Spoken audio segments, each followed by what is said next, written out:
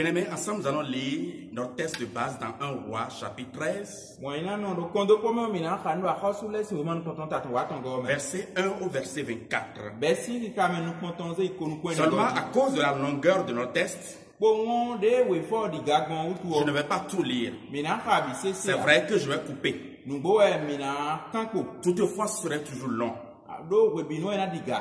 Donc, ce que je vais te demander, c'est que tu me suives ici directement. Sinon, tu ne pourras pas très bien comprendre ce que je serai en train de faire. 1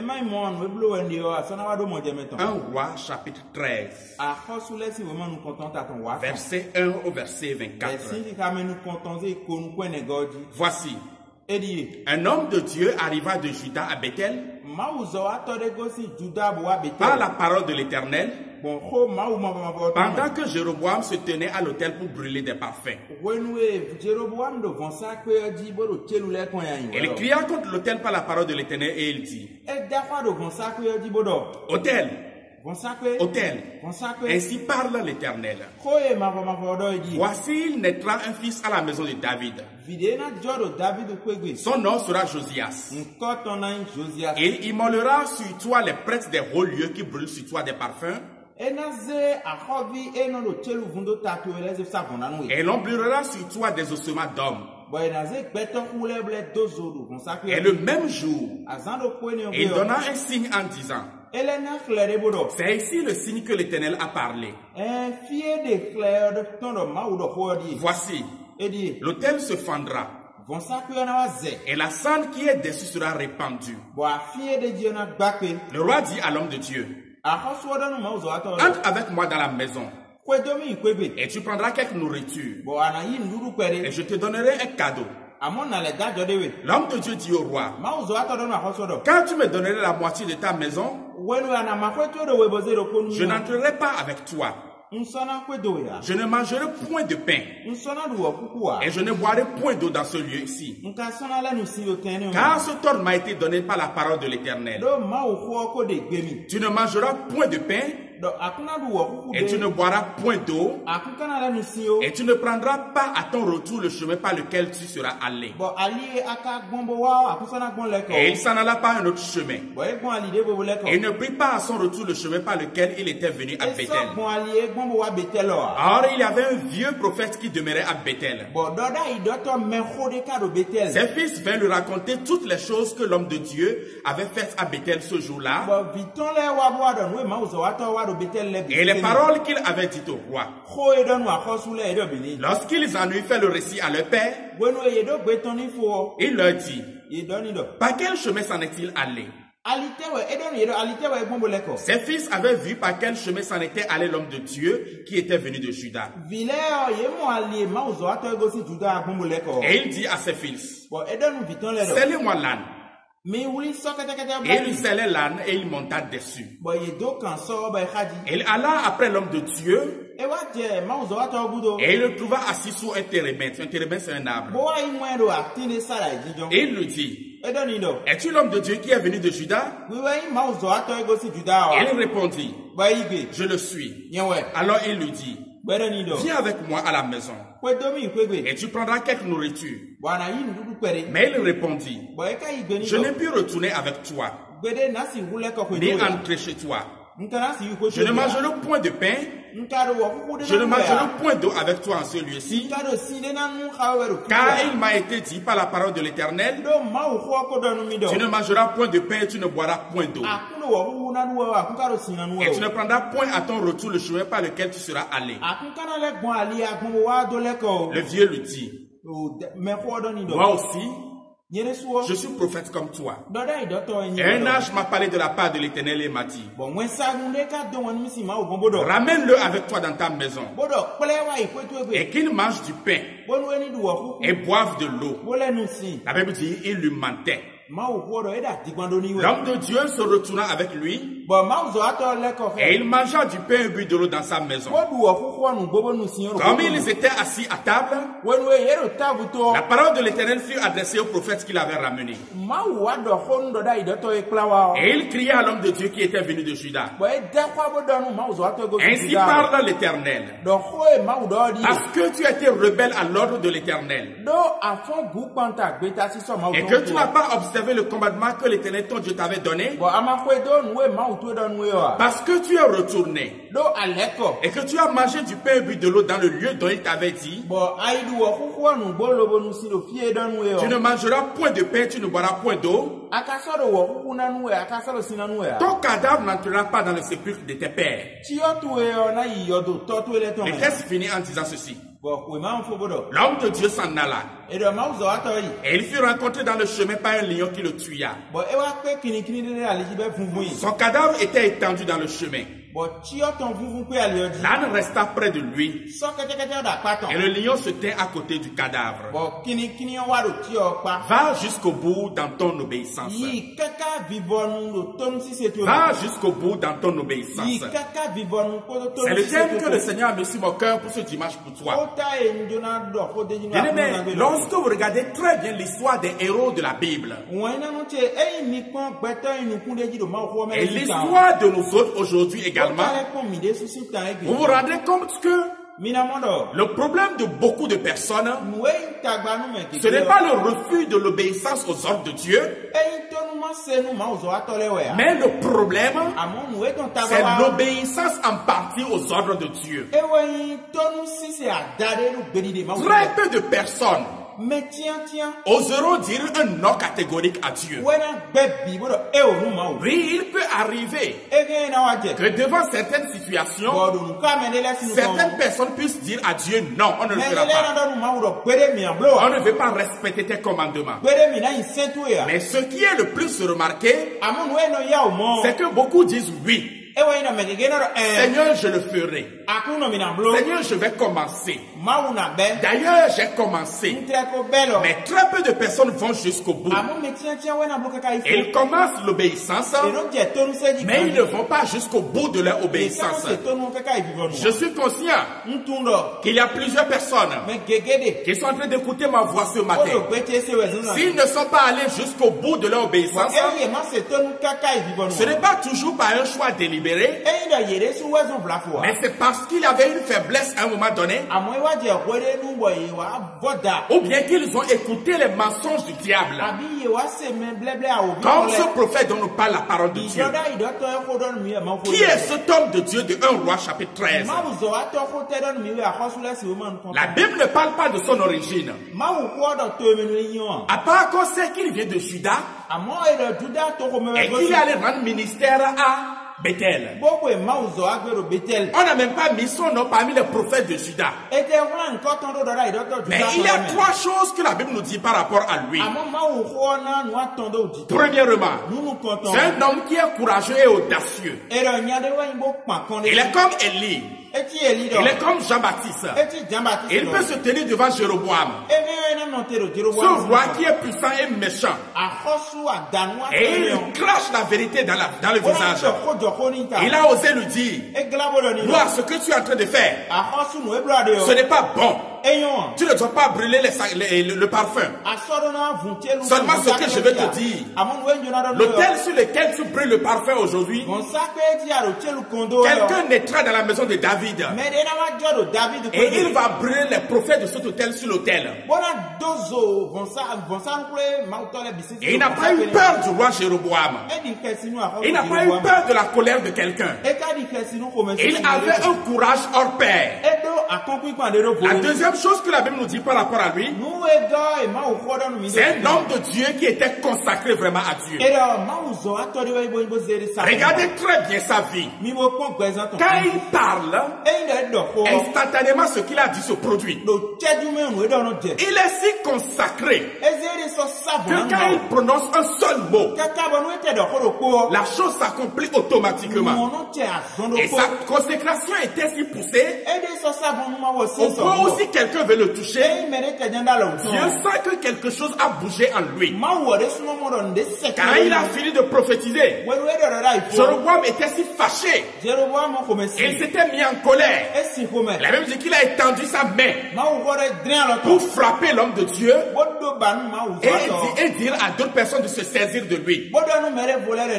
Mais la Bible dit qu'en même temps qu'il a étendu la main, sa main est devenue sèche en même temps. Il n'a pas pu toucher l'homme de Dieu. Parce qu'on ne touche pas celui qui est consacré. On ne touche pas à loin de l'éternel. Imaginez alors quel est le niveau de consécration de cet homme de Dieu. C'est un homme qui se consacrait beaucoup à Dieu. La troisième chose qu'on nous a dit encore par rapport à cet homme, c'est un homme qui était obéissant à Dieu. Il a quitté le confort de Juda.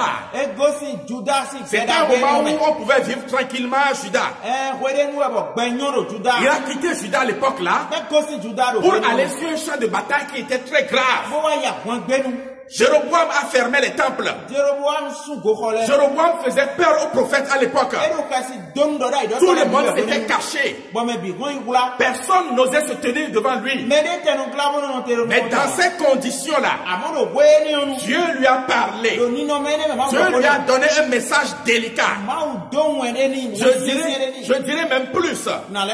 Dieu lui a donné un message mortel pour aller rendre à un roi qui était très méchant. La Bible dit qu'étant obéissant à Dieu, il a quitté alors Juda et il est allé à Bethel, un centre d'idolâtrie. Un centre de rébellion. Un centre qui a oublié l'adoration de Dieu. Et il s'est mis devant Jéroboam. Et il a commencé alors à prophétiser. Selon la parole de l'Éternel. Selon la parole de l'Éternel. Seulement là où je commence à parler maintenant à quelqu'un. L'obéissance qu'on voit dans la vie de cet homme, cette obéissance n'est pas allée jusqu'au bout. À un moment donné, la Bible nous apprend qu'il est devenu rebelle à l'ordre de l'Éternel. Un homme qui était si consacré, un homme qui était si courageux, un homme qui a commencé l'obéissance. Cette obéissance n'est pas allée jusqu'au bout. Est-ce que je suis en train de décrire la vie de quelqu'un qui m'écoute ce matin? Je suis en train de parler de la vie de quelqu'un ce matin. Je parle de la vie d'une femme ce matin, de la vie d'un homme ce matin, de la vie d'un jeune homme, d'une jeune fille ce matin, qui a bien commencé avec Dieu, que Dieu utilisait auparavant, à qui Dieu donnait des révélations, là où personne n'osait aller, là où personne n'osait parler, ce qui était flou à tout le monde et que personne ne comprenait. Toi, tu recevais des révélations de la part de Dieu, tu recevais des visions, des rêves de la part de Dieu. Et lorsque tu parles, on a l'impression que c'est la bouche de l'Éternel qui a parlé. Parce que tu étais si consacré. Dieu t'avait déjà confié des missions. Mais où est maintenant l'obéissance qui te caractérisait auparavant? Où est cette humilité qui te caractérisait auparavant? Dieu m'a envoyé ce matin pour te dire, la voie de l'obéissance que tu as prise, continue encore sur ce chemin-là. Si par hasard tu t'es arrêté, ce matin représente un nouveau départ pour toi. Pour que tu te lèves encore, que tu reprennes encore le chemin. Parce que Dieu a encore des choses à te dire. Qu'est-ce qui n'a pas marché avec cet homme? Quand nous lisons l'histoire dans 1 Roi chapitre 13, quand j'ai regardé sa vie dans la présence de Dieu, j'ai vu que certaines choses se sont introduites dans sa vie. Dans Ecclésias chapitre 10, la Bible dit qu'une petite mouche peut infecter le parfum du parfumeur. Cet homme de Dieu avait son parfum avec une odeur suave. Mais quelques petites mouches sont tombées dans son parfum. La première mouche qui l'a empêché d'aller jusqu'au bout de son obéissance, je l'ai appelée la distraction. C'est la première cause de l'obéissance partielle de cet homme. La Bible dit qu'à un moment donné, il a observé une pause. Et il s'est assis sous un arbre qu'on a appelé le térébinthe. Lorsque son ennemi le cherchait, quand son destructeur le cherchait, il l'a vu assis sur le chemin. Peut-être que pour lui il se reposait parce qu'il est fatigué. Mais moi je vois en ça une pause de la distraction. Et il s'est assis pour regarder les gens aller revenir. Alors que la nuit avançait, si vous les écoutez très bien l'instruction que Dieu lui a donnée, ne t'assois pas, ne mange pas, ne bois pas, ne rentre pas dans une maison. Dieu est ici en train de le dire. Tu vas le même jour à Bethel, tu te retournes encore le même jour. Mais à un moment donné, lui s'est assis sur un arbre et il se reposait pour regarder les passants aller et revenir.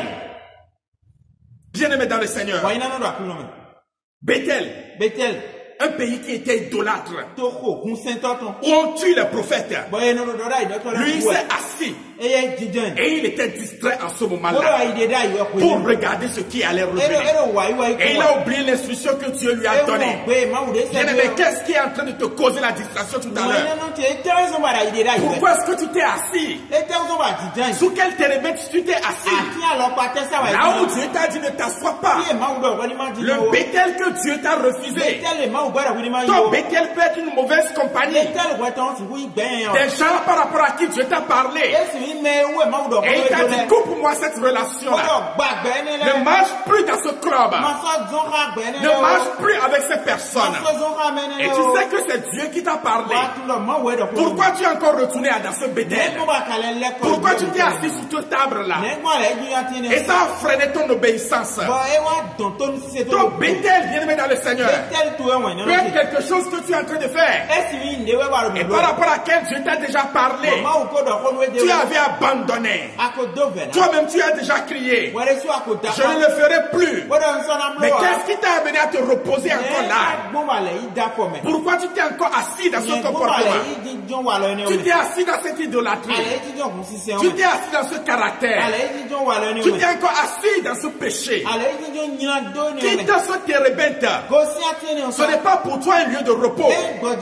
Si tu te reposes là, tu ne pourras pas respecter les ordres de l'Éternel. La pause de cet homme, ça peut être également une pause pour savourer ses victoires.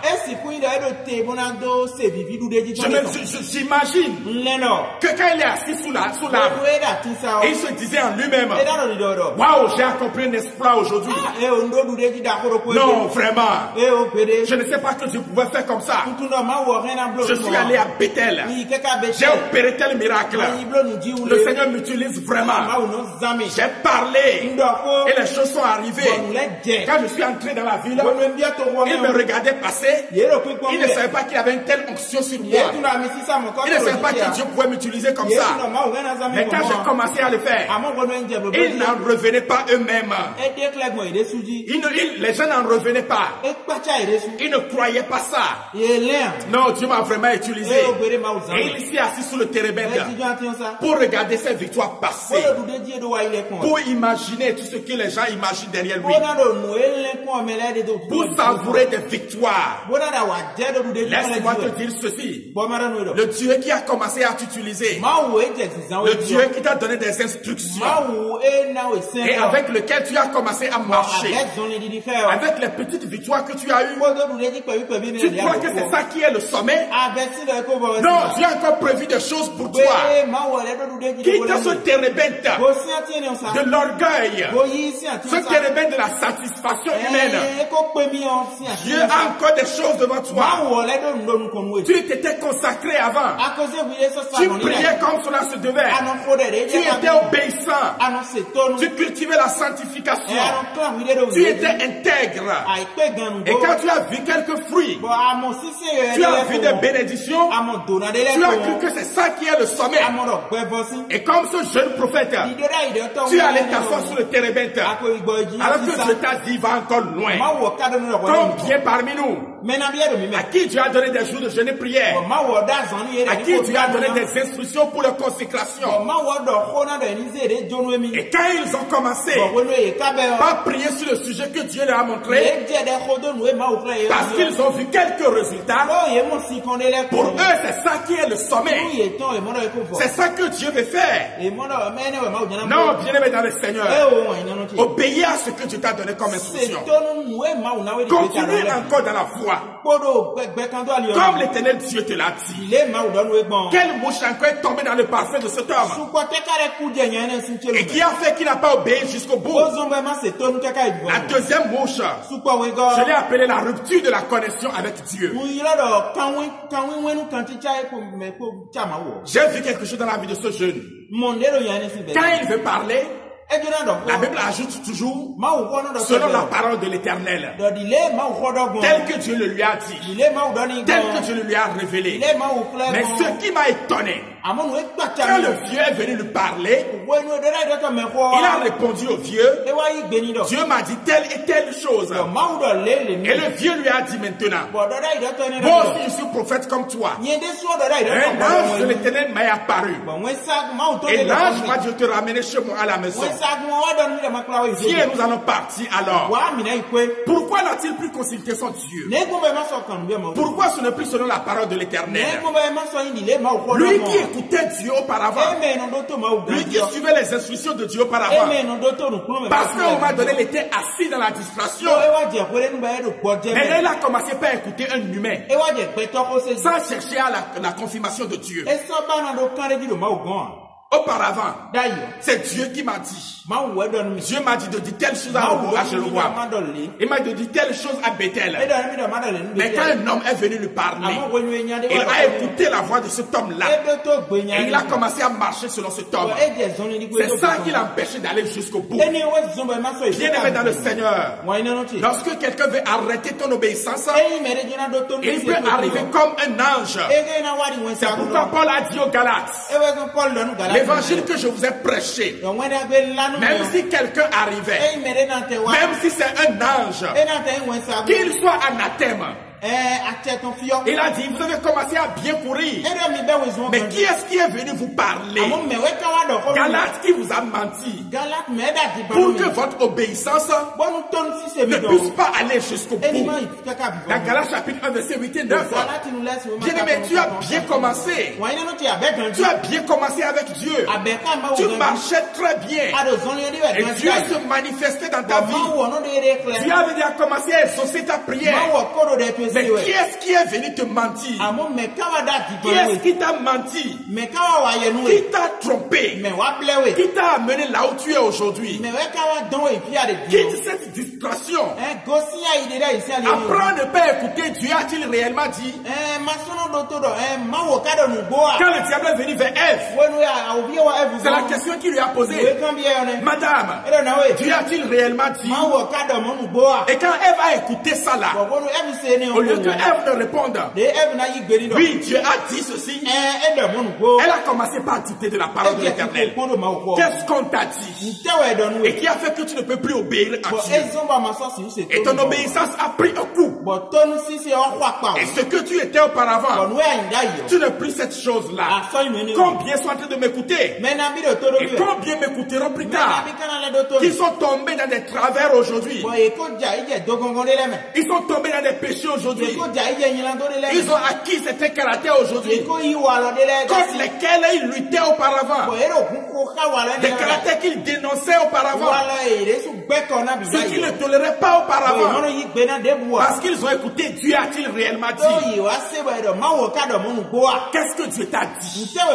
Qu'est-ce que Dieu t'a révélé? Quelle instruction il t'a donné pour dire obéir à telle instruction? Quel que soit le temps. N'écoute pas Dieu a-t-il réellement dit. Ce sont des mensonges. Sinon tu feras des choses que tu ne tolérerais pas, que Dieu ne t'a pas dit et qui feront que tu n'auras pas au bout de ton obéissance. J'ai appris l'histoire de ce frère qui luttait contre la boisson auparavant. Il n'osait même pas sentir l'odeur de la boisson. Mais un jour la vie en train de boire. Il a dit, mais frère, qu'est-ce qui est arrivé? Il répond aux gens ça.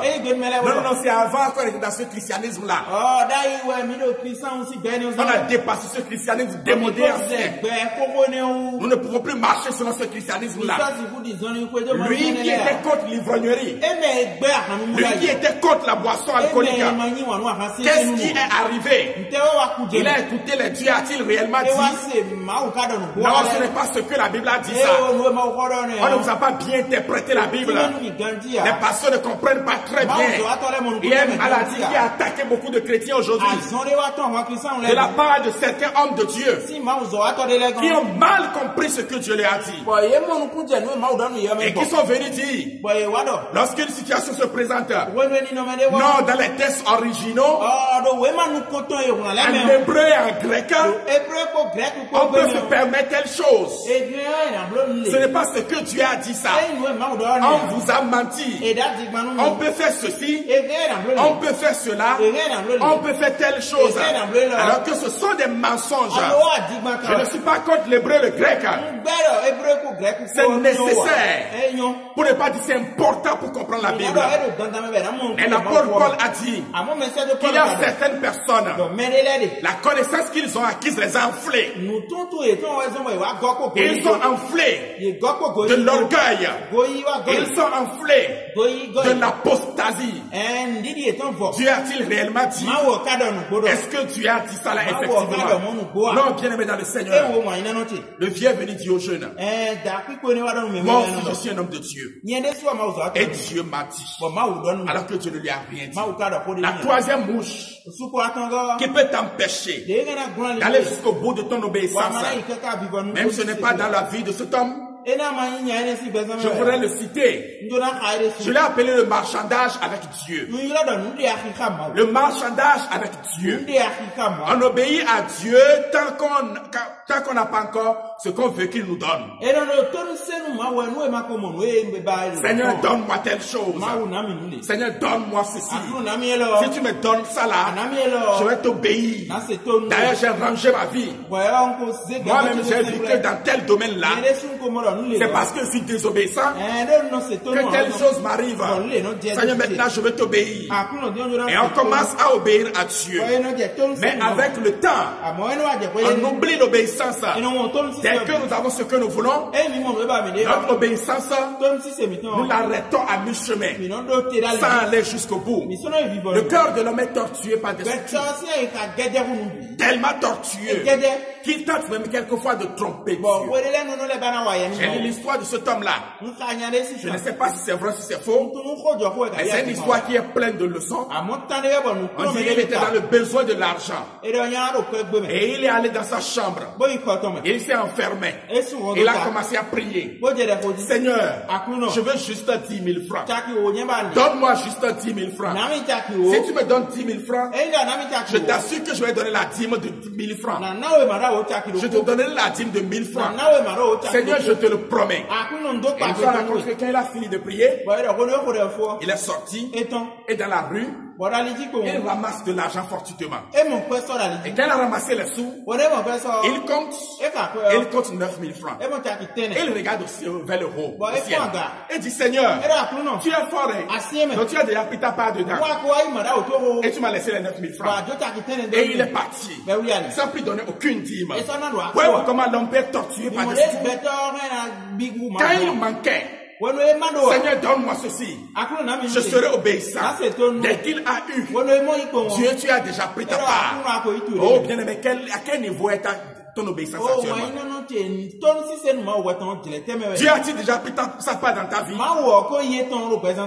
Ou bien tu continues toujours à marcher comme cela sur toi?